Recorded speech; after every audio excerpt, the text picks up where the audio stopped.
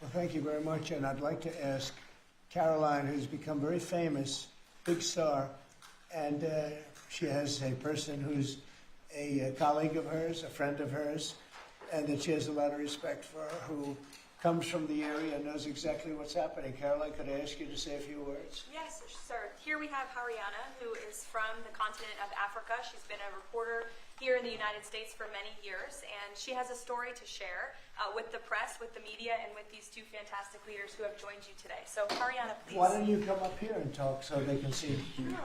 That'd be great. Thank you very much. Thank you, It's a Mr. great honor. Thank you, Mr. President. So, as Caroline has mentioned, President, first of all, I want to let you know that I'm the only African reporter accredited here at the White House and I cover for the entire continent. So I just arrived from Congo, Democratic Republic of the Congo, yesterday. I went to see firsthand how the people is feeling and the president's message, President Felix Tshisekedi, about this upcoming peace deal. And let me tell you firsthand what I witnessed myself. I spoke with the people on the street. I spoke with youth. They know your name. They know that our president named President Trump is working hard to finally bring peace to the country. I saw hope. They have hope now for a better day in Congo. They see what you're doing as a future, better future for Congo.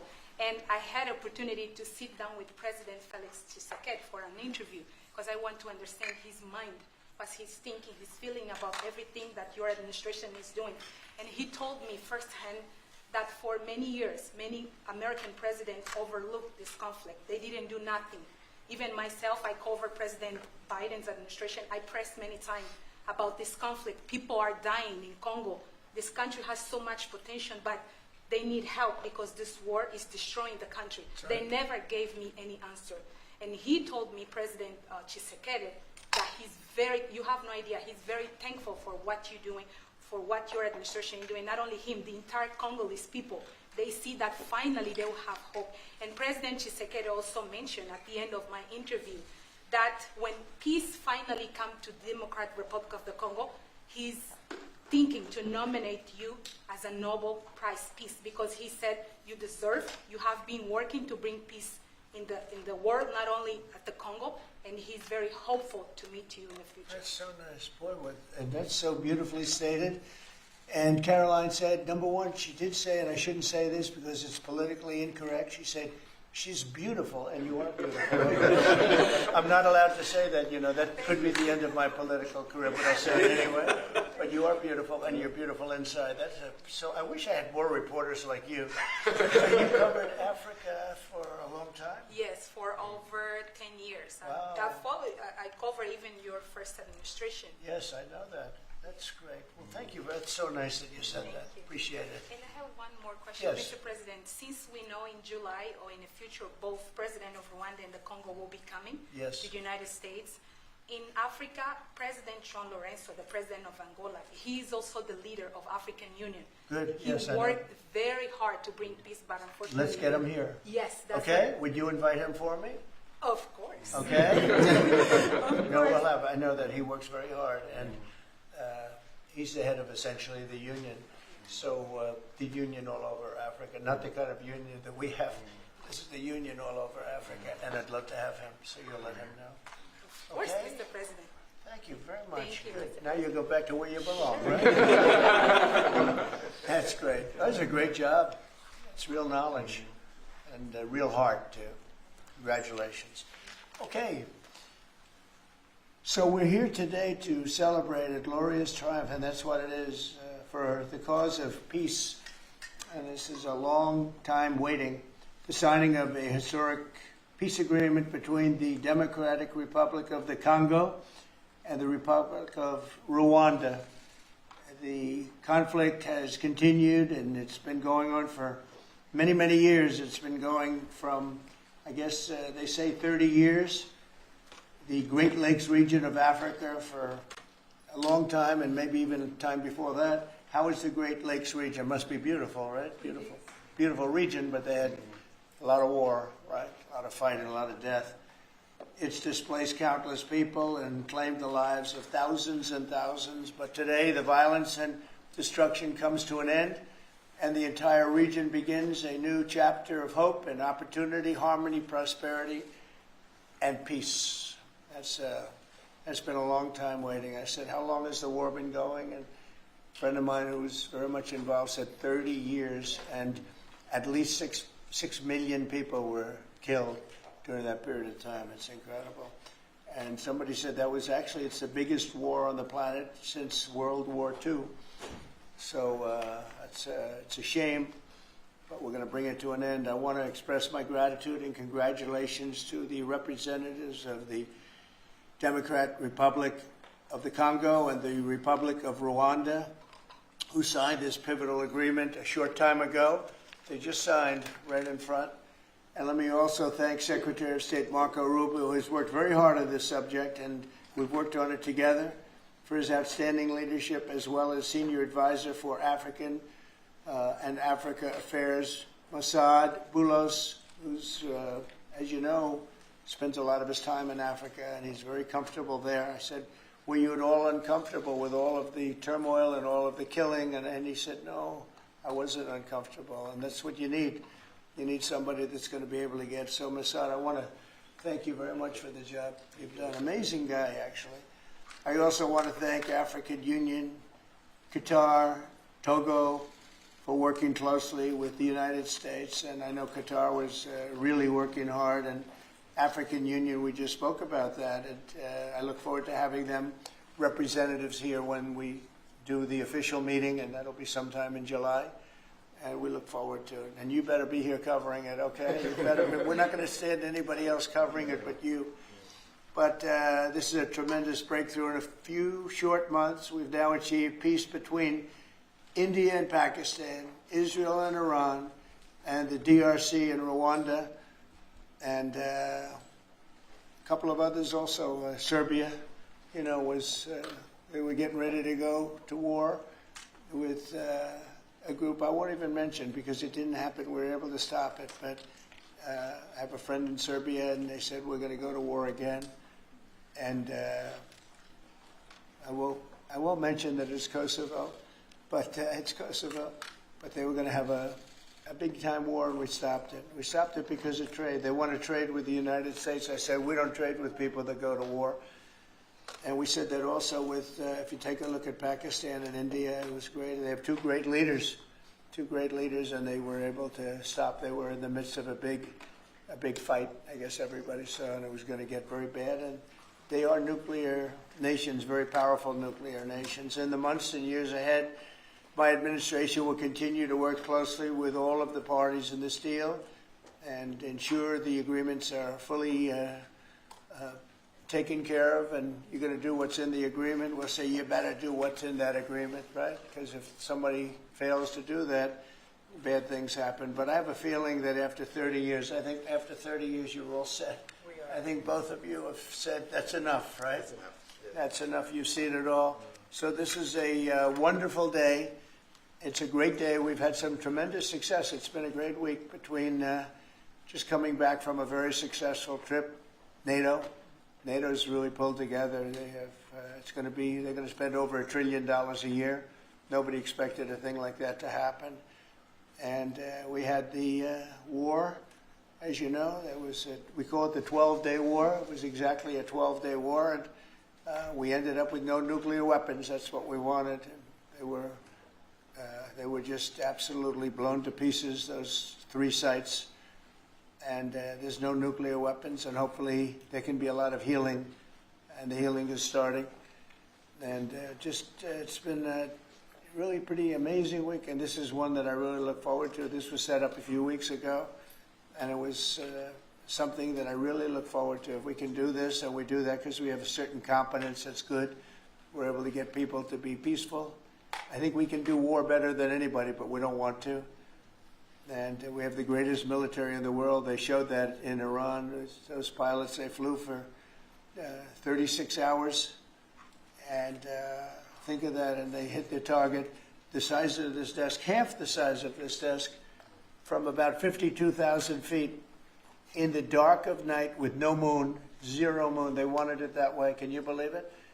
And they hit, every missile hit exactly half the size of this beautiful Resolute desk. We don't want to talk about it when it comes to rockets hitting it, but half the size of this, and they hit dead center from tremendous heights, going at tremendous speeds.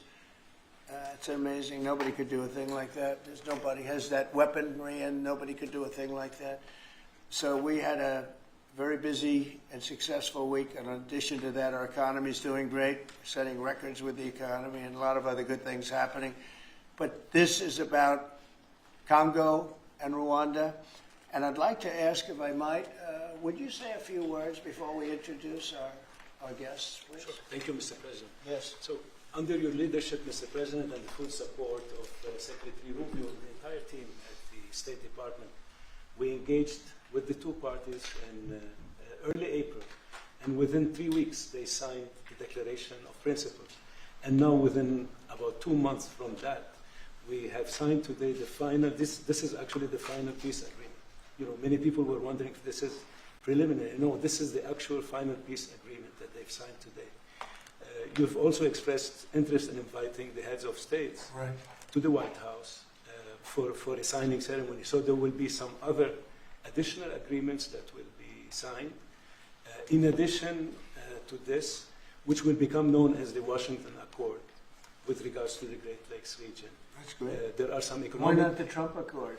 I'm only kidding. It'll be headlines. No, I think that's a great name, Washington Accord. Beautiful. And there's an economic aspect as well that is extremely important for both countries. They have also worked, last week we finalized the regional economic integration framework, which both countries will be signing at the White House here during that ceremony. And That's going to be a great ceremony. Absolutely. Right? We're going to make that a great ceremony and bring other people that were involved, some other people. Besides the gentleman we talked about, who we know has worked so hard. If you think there are other people that are deserving, let us know. Okay? Sure. And there will be some bilateral agreements. We're negotiating a minerals deal with the DRC for critical minerals. Many American companies have shown interest in investing in the DRC, and these we're talking about long-term investments. Same thing with Rwanda. Many American companies have shown interest, and not only in mining, but also in the midstream and downstream, which will be the processing of minerals. We're also working and supporting the Lobito corridor, which will help building the infrastructure. Just 2 days ago, the United States signed, and supported a project of $1.5 billion for electric transmission from Angola to the DRC. And there are many other projects of that nature lined up. So we will be, under your leadership, Mr. President, will be working with the two countries very closely and with the support of Qatar to make sure that this agreement is implemented. And a lot of our companies are in both of these countries now, especially since we've been getting along so well. It's probably the way we were brought together. And we have a lot of our big companies are there, between rare earth and all of the other things that they do in Africa, which is very greatly expanding, especially in these two countries. You have earth, they consider it to be about the best in the world, actually, I've heard. So we're doing a lot of different things, and it's all going to bring everybody together. That's how this all began, I guess. But the big thing is, the big thing for me is there's really only one thing, and that's getting a peace treaty with two countries that have been fighting for 30 years. And I want to thank you all. Will, if you could, Yes, sir. you could bring the letters over. Of course, sir. So in front of you, as you said, sir, these are the actual agreements that were signed respectively by the foreign ministers of the Democratic Republic of Congo and Rwanda earlier today, witnessed by Secretary Rubio. We've also prepared for you two letters. This is to President Paul Kagame of Rwanda, expressing your appreciation and congratulations for everything that's happened already, and of course inviting him to Washington for, as Dr. Bula said, what we hope will be the Washington Accords, finally setting the terms for peace and prosperity in this region, hopefully for a very long time. That's great. That's beautiful. Very important. We're going to put a picture in there, right? As soon as this is over, they're going to put, we have a fast-moving photographer, Dan, who's going to put a nice picture of us here. Okay. Thank you. That's for you. And And this is a letter to President Chikisade of the Democratic Republic of Congo, again congratulating him on settling this long-running war and inviting him to Washington, D.C. for the final conclusion of the agreement, hopefully soon. That's great.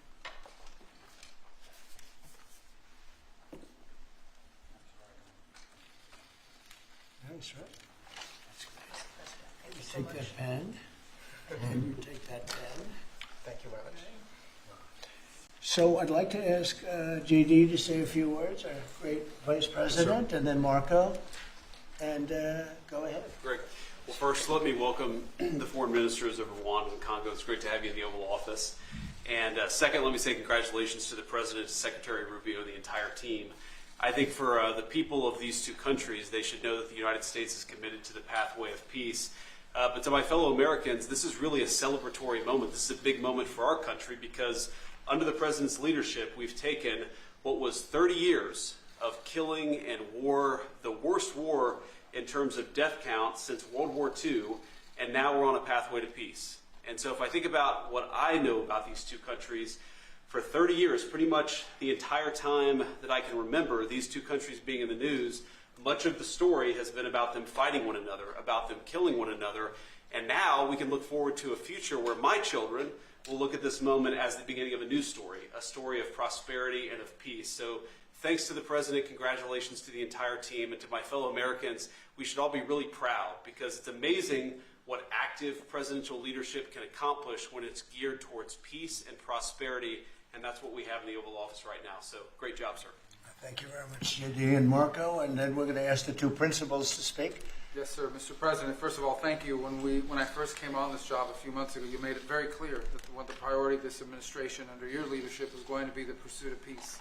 And from day one, whether it's been in Ukraine and Russia, whether it's been Pakistan, India, whether it's been Iran and Israel, and in the continent of Africa, your priority's been on peace. And today we see this come to fruition. It's sad. Wars get a lot more attention than peace. But peace is harder than war, a lot harder. And I want to congratulate both of the leaders here and their respective presidents for choosing the harder path, which is often peace, than the easier path, which sometimes is war, as costly and as bloody as it may be. And I echo the Vice President's statements, and that is that Americans should be very proud that the #1 voice for peace in the world today is our president, your president. And so thank you, President Trump. And I want to, again, recognize Dr. Boulos and the work he's put into this from day one. He's really put a lot of time and effort, and as our friends from the respective countries can share with us. And last point, I do want to thank, you've done this already, but the African Union, Togo, and Qatar, who have been extraordinary partners and whose help we're going to need to continue to receive in order to bring all this to fruition. So congratulations to both of you. Thank you, Mr. President. Thank you. Great job you've done. Do you want to start? Either way. Would you like to start? Ladies first, maybe. Okay. Thank you so much. Thank you Again, very much. thank you so much, Mr. President, for having us here. I think I can summarize my contribution in 3 main points. First of all, thank you and congratulations indeed for this remarkable milestone, which is putting an end to 30 years of conflict and of suffering, and which is redefining the perspectives that millions of Congolese and of citizens of the greater Great Lakes region will have. The second point is stay committed, stay on board. We need the United States to make sure that this agreement holds and that you hold us accountable. And the third point is, if you stay on board, I think there are so many perspectives that we can transform our partnerships through and that can usher in an era of prosperity, of growth, and of shared bilateral relationships that go well beyond the challenges that we've shared together, and that can at least, or finally, focus on the potential and of the wealth that we can share. So again, our heartfelt gratitude to you on my behalf, but more importantly, on behalf of the people of the Democratic Republic of Congo. Thank you so much. Beautifully spoken, and I look forward to seeing your leader.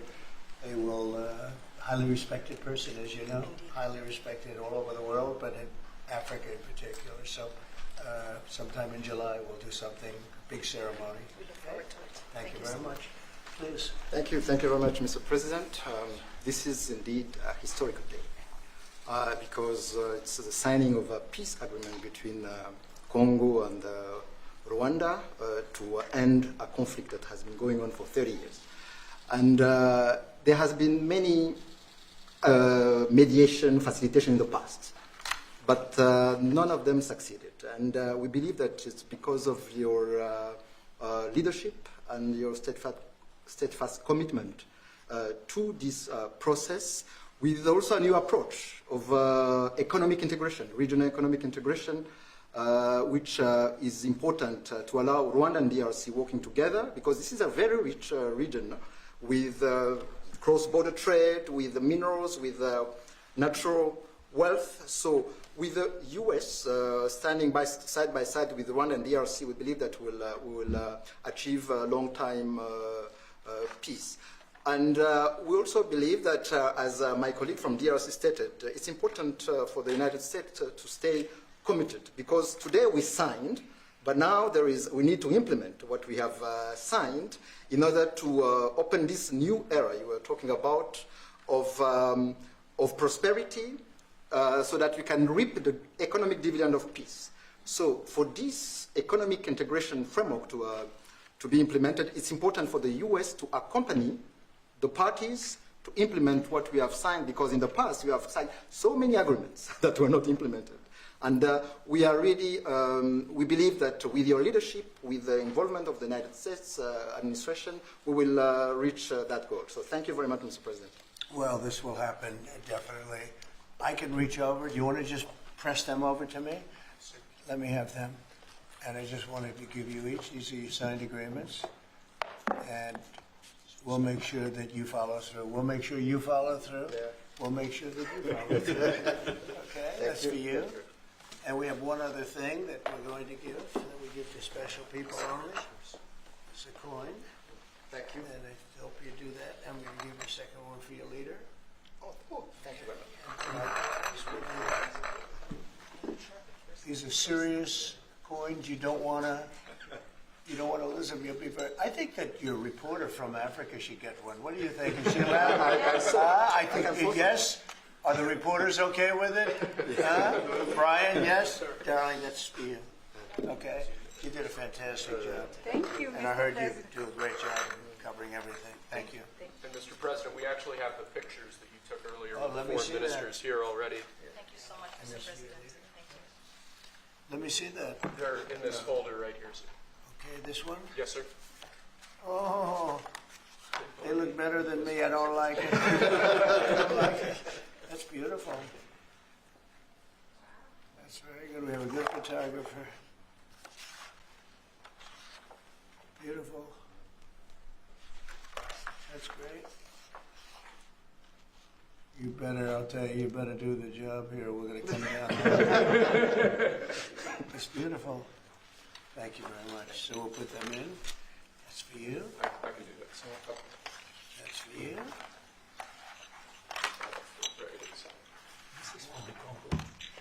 What is it? For the call. Yes. Okay. Let's see, we have two of them, I think so. You wouldn't give us one, you would have made a big mistake. Isn't that nice? That's for you. That's for you. Thank you, Mr. President. Thank you very much. And you're all set, and this is for you. You're going to get this. Good. Might as well hold it. Thank you so Thank much. you very much. Good luck. Thank you. Do you have any questions? For example, will This Rwandan deal? on this deal, on this conflict, for example, will Rwandan troops pull back from parts of DR Congo, and also will the M23 rebel group be allowed to remain in parts of eastern DR Congo? Do you have any answer to those Well, questions? let me ask you that question. You want to answer that one? It sounds like an interesting question for you. Go ahead, please. Thank you very much. In the agreement we signed, we have taken the concept of operation for the neutralization of the FDLR, which is a vicious genocidal movement, and the lifting of Rwandan defensive measures. So this was already signed last year in November, so we will implement it. This concept of operation to do both things, to neutralize this movement, which has been destabilizing Rwanda for many years, and to lift our defensive measures. As for the M23, in the agreement also, we have decided to rely on the Doha talks, because there are currently talks between the AFC M23 and the DRC government to have a peace deal also that will complement the Washington peace agreement. So both things are taken care of. Thank you. Mr. President, will the United States be enforcing this agreement? or taking a role We'll in be it. working with them to get it enforced. They can enforce their own agreement, but we'll be putting a lot of pressure on to make sure it gets enforced. The two people in this room are very, very capable people, and they'll get it done. I think they'll get it done. They love their. One thing I learned very quickly is how much you love your country and you want to get it done. And they know it has to get done, otherwise bad things happen. But I think we're well beyond that. Other presidents should have done what I'm doing right now. They never did it. I don't think they ever tried. I don't think it's like they couldn't do it. I don't think they ever tried. And if they did, they wouldn't be able to do it anyway. On the Mr. president, President, if I yes, thank you. Mr. President, can you share with us what can happen if one of the parts violate this peace agreement? Because we don't want war to come back to DRC. I'd rather not say. I would just say that there are big penalties if they violate, and they're not going to. I don't think they will violate. I think they mean it, but we have very severe penalties, financial and otherwise.